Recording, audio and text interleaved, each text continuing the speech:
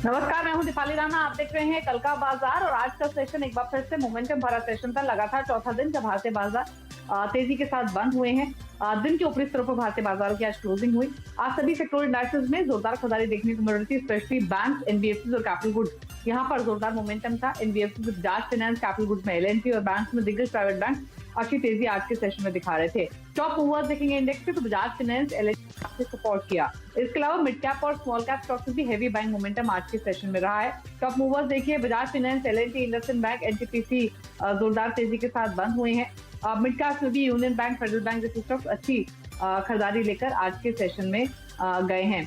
इसके अलावा अगर आप देखेंगे आज के सेशन में तो कुछ और छोटी छोटी पॉकेट्स थी जो कि काफी अच्छी परफॉर्मेंस दिखा रही थी। लेकिन संस्थागत निवेशकों के आंकड़े आपके सामने लेकर आते हैं, यानी एफआईआईज ने आज के सेशन में क्या किया है वो आपको बताते हैं। हालांकि हमने देखा है कि पिछले कई सत्रों से एफआईआईज की ओर से लगातार हम बिकवाली देख रहे थे, लेकिन से बाइंग हुई है। क्वांटम भले ही कम है लेकिन रुझान पॉजिटिव रहा है। 169 करोड़ की बाइंग एफआईआईज की ओर से हुई है। डीआईएस ने भी 454 करोड़ की बाइंग आज के सत्र में की है। सुदीप बंदोपाध्याय हमारे साथ मौजूद हैं, मार्केट एक्सपर्ट हैं आज के मेहमान। उनसे एक आउटलुक ले लेते हैं, उसके बाद आपके सवालों को करेंगे शामिल। सुदीप जी, गुड इवनिंग। पहले तो मार्केट पर अपना आउटलुक दीजिए, जो स्ट्रेंथ बन रही है वो कितनी सस्टेन होने वाली दिख रही है? क्योंकि एक चीज तो क्लियर है, हमने जो मार्केट में देखी है कि हर कोई भी हर डिप पर एक बायस जो है ट्रेडर्स का, इन्वेस्टर्स का, वो पॉजिटिव ही है, खरीदारी का ही रुख है। तो अभी मौजूदा लेवल्स पर क्या व्यू है, क्या आउटलुक है? जी, आप बिल्कुल सही कह रहे हैं। बाजार का मूड पॉजिटिव है, बायस भी पॉजिटिव है। और जैसे हम पिछले करीब 2-3 हफ्ते से नोटिस कर रहे हैं कि ग्लोबल मार्केट में अगर कोई नेगेटिव न्यूज़ भी आ रहा है या डोमेस्टिक मार्केट में भी कोई कुछ नेगेटिव खबर आ रहे हैं, तो उसके बावजूद एक बात, थोड़ा करेक्शन, प्रॉफिट बुकिंग हो रहा है, पर हर प्रॉफिट बुकिंग या हर डिप पे खरीदारी होने लग रहा है। तो इससे साफ ये है कि मार्केट का मोमेंटम स्ट्रांग है और बायस पॉजिटिव है, पॉजिटिव रहेगा। मुख्य कारण 2-3 है जिसका मैं जिक्र करना चाहूंगा। पहली बात तो लिक्विडिटी। ग्लोबल मार्केट्स में लिक्विडिटी बरकरार है। एक रिस्क ऑन सा मूड जारी है ग्लोबल इन्वेस्टर्स के बीच में, और इमर्जिंग मार्केट इंडिया जैसे वहां पे निवेश आ रहा है और आने वाले दिनों में भी आएगा। दूसरी बात है, इंडिया में जैसे जैसे लॉकडाउन थोड़ा ईज हो रहा है, इंडस्ट्री ओपन हो रहा है, दुकानें खुल रही हैं, तो एक अच्छा पॉजिटिव मोमेंटम मूड बन रहा है। तीसरी बात है, मॉनसून अभी तक ठीक ठाक हो रहा है और ये जो प्रेडिक्शन है वो भी ठीक ठाक है। ये भी इंडिया का इकोनॉमी के लिए, मार्केट के लिए पॉजिटिव न्यूज फ्लो है। तो ओवरऑल एक मूड पॉजिटिव बना हुआ है। अब देखना होगा कि किस लेवल पे बिकवाली आती है, पर बिकवाली अगर यहाँ से इस लेवल पे भी आए या थोड़ा ऊपर भी आए, ये पॉजिटिव है कि उस लेवल पे भी सिलेक्ट काउंटर्स में खरीदारी जरूर आएगी। ठीक है।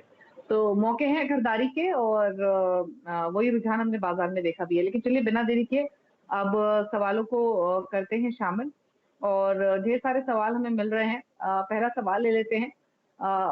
हर्षेंद्र ने हमें सवाल भेजा है मुंबई से, फोन लाइन पर है। हर्षेंद्र जी नमस्कार, पूछिए क्या सवाल है आपका? जी नमस्कार मैम। मेरा ईटी के भाव पे इंडियन बैंक खरीद रखा है मैंने, और पिछले 3-4 महीने से होल्ड कर रखा है, और मैं लॉन्ग टर्म इन्वेस्टर हूँ। तो क्या किया जाए, इसे मैं रख सकता हूँ या अगर बढ़ता है ईटी के बाद तो मैं प्रॉफिट बुक कर लूँ इसमें? तो इंडियन बैंक पर आपका सवाल है। 1500 शेयर आपने खरीदे हुए हैं 80 रुपए के प्राइस पर। सुदीप जी, इंडियन बैंक क्या सजेशन आपका रहेगा इनके बाइंग लेवल को देखते हुए? देखिए, उन्होंने कहा कि उनका नजरिया लंबी अवधि का है, तो अगर इनका नजरिया 1 ईयर प्लस का है तो निवेशित रहिए। ऐसे हड़बड़ा के एग्जिट लेके अभी कुछ ज्यादा फायदा नहीं होगा, क्योंकि देखिए इसमें रिस्ट्रक्चरिंग पीएसयू बैंक में बहुत हुआ है। इंडियन बैंक के साथ भी 2 बैंक मर्जर हुए हैं, और वो जो कंसोलिडेशन का जो रिलेटेड एक्टिविटी वो चल रहा है। ओवरऑल आने वाले दिनों में शायद थोड़ा बैंक का रिकैप भी होने वाला है, और जिन बैंकों में दूसरे बैंक मर्ज हुए हैं वहां पे थोड़ा रिकैप होने की भी संभावना है। तो ओवरऑल सारा नजर में रखते हुए और करंट वैल्यूएशन नजर में रखते हुए लगता है कि यहाँ पे आपका निवेशित रहना सही होगा। पर अगर आप यहाँ से एक बार एग्जिट लेना चाहते हैं और किसी बैंक में पीएसयू क्षेत्र में लगाना चाहते हैं, तो हमारी सलाह ये होगी कि फिर आप एसबीआई देख सकते हैं। दोनों बैंक के बीच में अगर एसबीआई में आपका एंट्री होता है करंट लेवल पे, I think that will be better. ठीक है। तो स्विच कर सकते हैं, और बैंकिंग में कहाँ स्विच करना है वो सजेशन आपको सुदीप जी ने दिया है। इसके अलावा हमारे फेसबुक पर ढेर सारे सवाल मिल रहे हैं, क्योंकि ये शो फेसबुक पर लाइव भी है। सौरभ गुप्ता ने सवाल भेजा है, साइन पर 200 शेयर है इनके पास, 262 का परचेजिंग प्राइस है, 200 के आसपास ही काफी घूम रहा था। और इनफैक्ट मेरे ख्याल से एकमात्र ये आईटी स्टॉक होगा जो कि अपने 52 हफ्तों के निचले स्तरों पर ट्रेड कर रहा था, लेकिन आज एक स्ट्रॉन्ग मोमेंटम दिखा, 250 के ऊपर इसकी क्लोजिंग हुई है। क्या करना चाहिए? इनका नुकसान तो कम हुआ है आज के मूव के बाद सुदीप जी, लेकिन अब सजेशन क्या होगा साइंस में? देखिए, आईटी क्षेत्र में थोड़ा उथल पुथल होने वाला है। हमने हमेशा ये देखा है कि जब भी यूएस में इलेक्शन आता है तब वो एक पॉलिटिकल सा माहौल बन जाता है और बहुत सारे डिसीजन ऐसे आते हैं जो कि इंडियन आईटी कंपनीज के लिए बहुत ही पॉजिटिव नहीं होता है, पर ये बहुत टेम्पररी फेज है। तो हमारा मानना ये है कि दिसंबर महीने तक आईटी क्षेत्र में, particularly Indian large IT companies के प्राइस मूवमेंट थोड़ा इराटिक रहेगा। और इस माहौल में अगर ये थोड़ा इंतजार नहीं कर सकते हैं तो हम इनको एग्जिट लेने की ही सलाह देंगे। बुक करके निकल जाइए, दूसरे किसी क्षेत्र में निवेश कीजिए। और अगर आपका नजरिया लंबी अवधि का है, आपने इस कंपनी को स्टडी किया है, वैसे कंपनी में कोई बुराई नहीं है, निवेशित रह सकते हैं, पर आपको 1 साल समय देना पड़ेगा। तो लॉन्ग टर्म व्यू है तो ही आप इस स्टॉक को होल्ड कीजिए। कंपनी के फंडामेंटल्स ठीक है, लेकिन समय लगेगा मुनाफा होने में। सिद्धार्थ पात्रा भुवनेश्वर से हमारे साथ हैं फोन लाइन पर। सिद्धार्थ जी, गुड इवनिंग, पूछिए क्या क्वेश्चन है? Good evening ma'am. पूछिए क्या सवाल है आपका? मैडम, मेरे पास अपोलो टायर का 300 शेयर है, 107 की बाइंग है। और आपका परचेजिंग प्राइस क्या है अपोलो टायर्स में? 107 मैम। 107, ठीक है। और व्यू क्या है आपका, लॉन्ग टर्म, शॉर्ट टर्म? मैं शॉर्ट टर्म पे मैम, ट्रेडिंग पर्पज के लिए था। ठीक है, तो शॉर्ट टर्म व्यू है सुदीप जी, अपोलो टायर्स 107 का परचेजिंग प्राइस है। क्या सजेशन होगा? कि अगर आपका शॉर्ट टर्म नजरिया है तो हमारी सलाह तो यही होगी कि आप एग्जिट ले लीजिए। आप थोड़ा बहुत मुनाफे में हैं, एक आधा दिन आप देख सकते हैं, पर आप एग्जिट ले लीजिए। क्योंकि हम लोग का मानना है कि ऑटोमोबाइल क्षेत्र में जहाँ पे ये ओईएम है और भी टायर का इनका जो बिजनेस है, ये रिप्लेसमेंट मार्केट में भी है, ओईएम में भी है। पर अगर दोनों बिजनेस का ध्यान करें तो हम लोगों को लगता है कि टर्बुलेंस खत्म नहीं हुआ है, आने वाले दिनों में भी टर्बुलेंस आएगा। प्राइस एक लेवल से बढ़ गया है और ज्यादा अपसाइड करंट लेवल से हम इमीडिएटली नहीं देख रहे हैं, तो आप एग्जिट ले सकते हैं और किसी क्षेत्र में, किसी कंपनी में निवेश कर सकते हैं। कुछ शेयरों का जिक्र हम भी बाद में करेंगे। ठीक है, तो शॉर्ट टर्म व्यू है तो एग्जिट कीजिए, क्योंकि शॉर्ट टर्म में तेजी बनेगी, इसकी पॉसिबिलिटी कम है, तो निकलने की ही। फेसबुक पर हमें ढेर सारे सवाल मिल रहे हैं। नंदू शिंदे ने एक सवाल हमें भेजा है बंधन बैंक पर। 500 शेयर्स है इनके पास सुदीप जी, और जिनका परचेसिंग प्राइस है वो 288 का है। व्यू तो इनका मालूम नहीं है, बट स्टिल अगर लॉन्ग टर्म व्यू हो या फिर शॉर्ट टर्म व्यू हो तो क्या सजेशन होगा? देखिए, बंधन में लॉन्ग टर्म अगर किसी का व्यू है तो मैं तो यहाँ पे खरीदारी की सजेशन दे रहा हूँ। तो जरूर निवेशित रहिए, क्योंकि बहुत ही अच्छा परफॉर्मेंस है और आने वाले दिनों में भी उम्मीद ये है कि परफॉर्मेंस और भी इम्प्रूव करेगा। देखिए, सबसे बड़ी बात है कि बहुत अच्छा रिटेल बुक है, 85% इनका माइक्रो क्रेडिट का बुक है। और यहाँ पे ये होने के कारण इनका जो नेट इंटरेस्ट मार्जिन है वो बेहतरीन है, इंडस्ट्री से बेहतर है। और आने वाले दिनों में भी ये करीब 8-9% के आसपास मेंटेन कर पाएंगे नेट इंटरेस्ट मार्जिन। ये एक मिसाल है इस इंडस्ट्री में। दूसरी बात है, आसाम में इनका जो लॉकडाउन से पहले कुछ आसाम में रिकवरी लेके कुछ दिक्कतें आई थी, आई थिंक वो भी that also is a thing of the past. वहां पे भी रिकवरी मोमेंटम आ गया है। और लॉकडाउन रिलेटेड जो मॉरेटोरियम रिलेटेड इशू है, वो भी जो रिसेंट रिपोर्ट आ रहा है, करीबन रिकवरी 60% प्लस ऑलरेडी होने लगा है। तो जैसे जैसे लॉकडाउन खत्म होता जाएगा, हम लोग की उम्मीद है कि इनका रिकवरी सिग्निफिकेंटली इंप्रूव करेगा और एसेट क्वालिटी में ज्यादा प्रॉब्लम नहीं आना चाहिए। तो बहुत ही अच्छा वैल्यूएशन में मिल रहा है, खरीदारी जरूर कर सकते हैं। और आपने निवेश किया है, निवेशित रहिए। तो होल्ड करने की सलाह है लॉन्ग टर्म के हिसाब से, और बंधन बैंक पर सुदीप जी की खरीदारी की भी सलाह है, तो नया निवेश भी कर सकते हैं। यतीश पुरी हमारे साथ है फोन लाइन पर अम्बाला से। यतीश जी नमस्कार, पूछिए क्या सवाल है?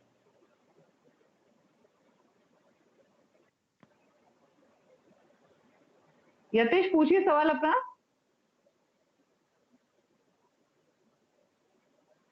मुझे लग रहा है इन तक आवाज नहीं जा रही है। जो डिटेल्स इन्होंने शेयर की हैं वो स्टेट बैंक ऑफ इंडिया पर है। इनके पास 3,000 शेयर्स हैं और जो परचेजिंग प्राइस है वो 220 रुपए का है। एसबीआई पर बताइए सुदीप जी, 220 का परचेजिंग प्राइस है, क्या सजेशन होगा?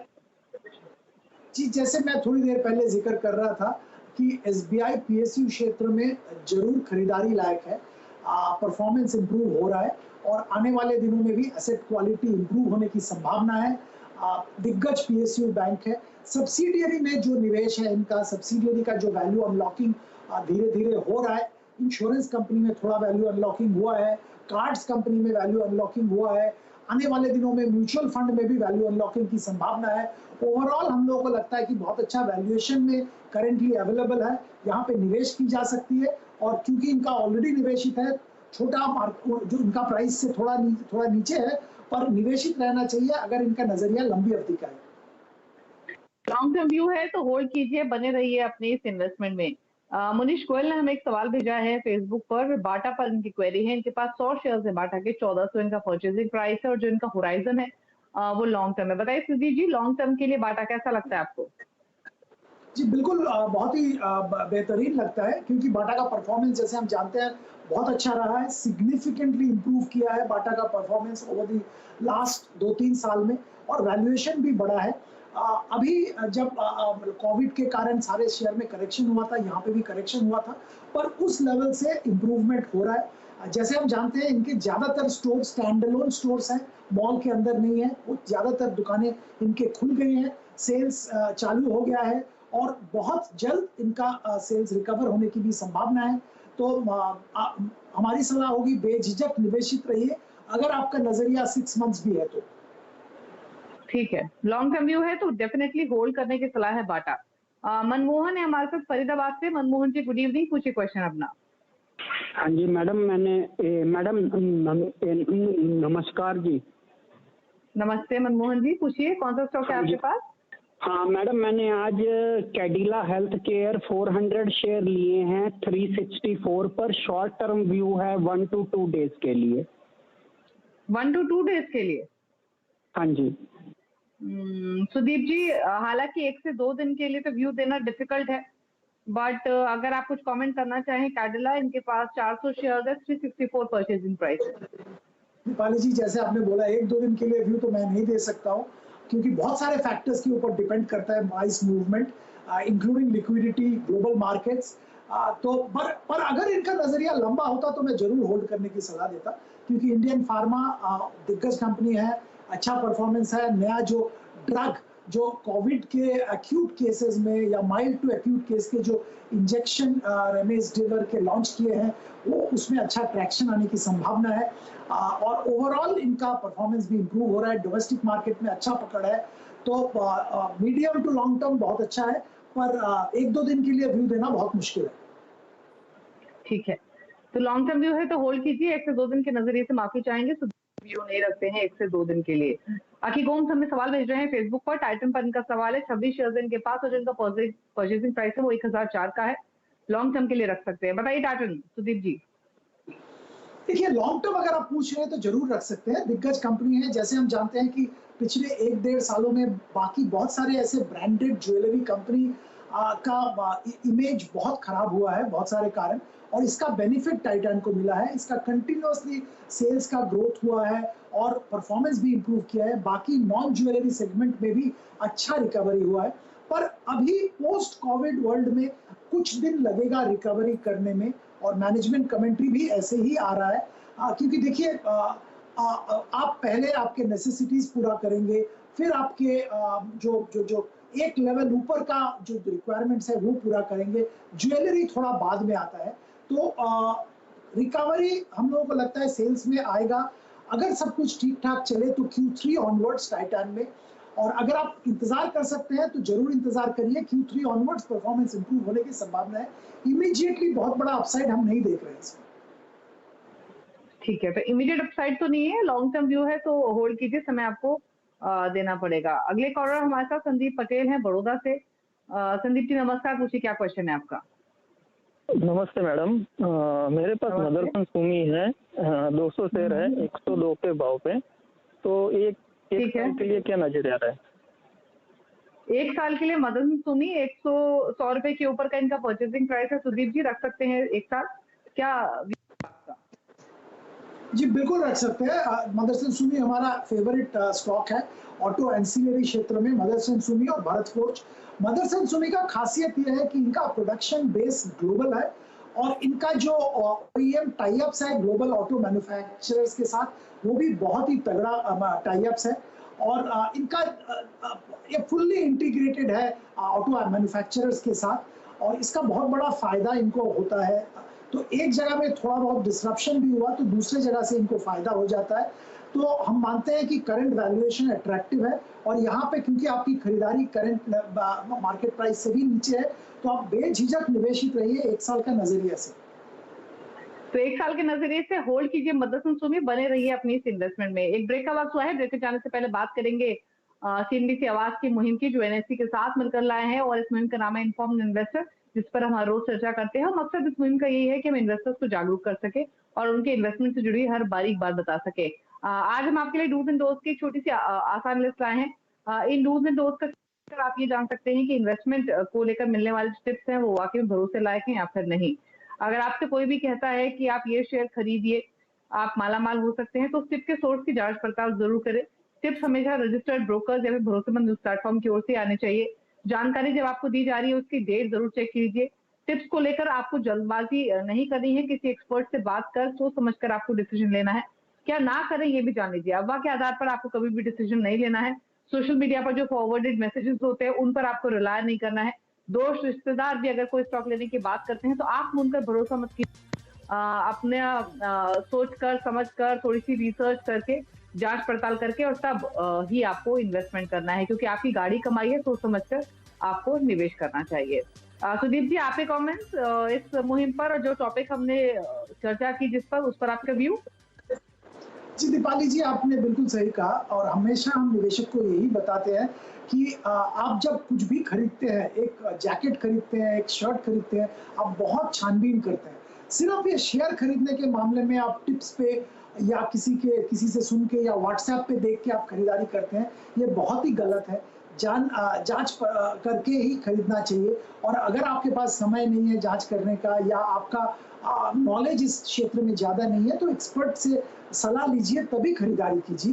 जो आप बाकी जिंदगी के हर पहलू में जो कॉशन जो डिलिजेंस करते हैं वो यहाँ पे भी जरूर करिए, क्योंकि आपका कमाई का आप निवेश कर रहे हैं, आपका बहुत हार्ड अर्न मनी आप निवेश करते हैं, तो जरूर इस पे ध्यान दीजिए। दीपाली जी जो सलाह दी उस पे ध्यान दीजिए। ठीक है, चलिए ब्रेक के लिए लौटेंगे तो कुछ और सवालों करेंगे शामिल। जल्द वापस आते हैं।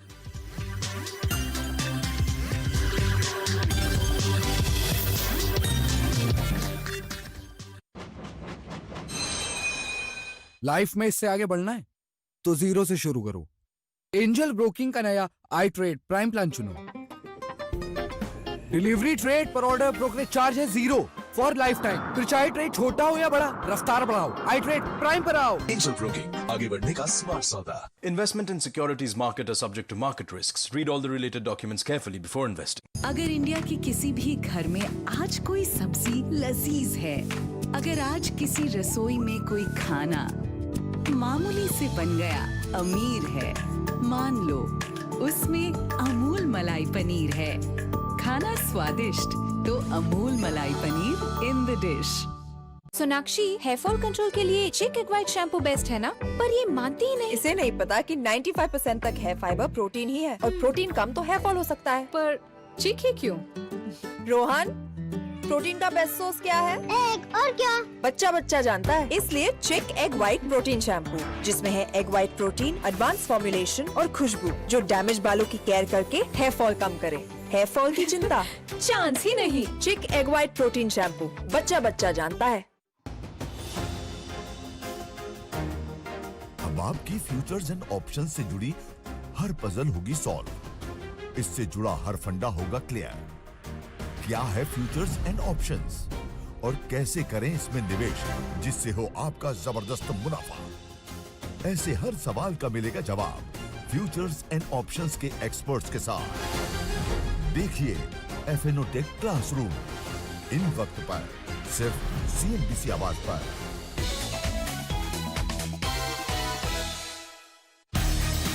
आखिरी सौदा में आपका स्वागत है। मार्केट के आखिरी 1.5 घंटे कीजिए अपनी कमाई के नाम, बनाए दमदार स्ट्रैटेजी मार्केट के जाने माने चेहरों के साथ। जानिए किन स्टॉक्स में हो रहा है ब्रेकआउट।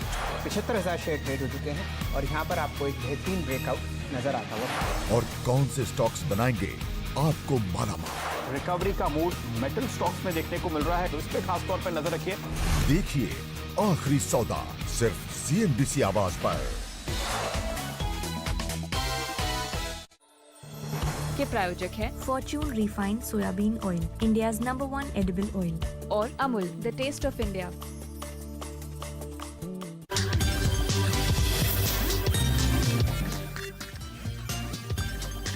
आप देख रहे हैं कल का बाजार और सुदीप बंदोपाध्याय बने हुए हैं आपके सभी सवालों के जवाब देने के लिए। कॉलर्स भी हैं हमारे साथ। रसिक भाई हैं बड़ौदा से। रसिक जी नमस्कार, पूछिए क्या क्वेश्चन है आपका। बस वेदांता के 500 शेयर थे, लेकिन क्या हुआ कि डीलिस्टिंग होने वाले हैं ना, इसलिए ये मैंने 400 तो बेच दिया है, 100 रहे अभी। तो डीलिस्टिंग में अपनी चैनल तो लेने के लिए आप रिकमेंड कर रहे हैं, ऐसा क्यों?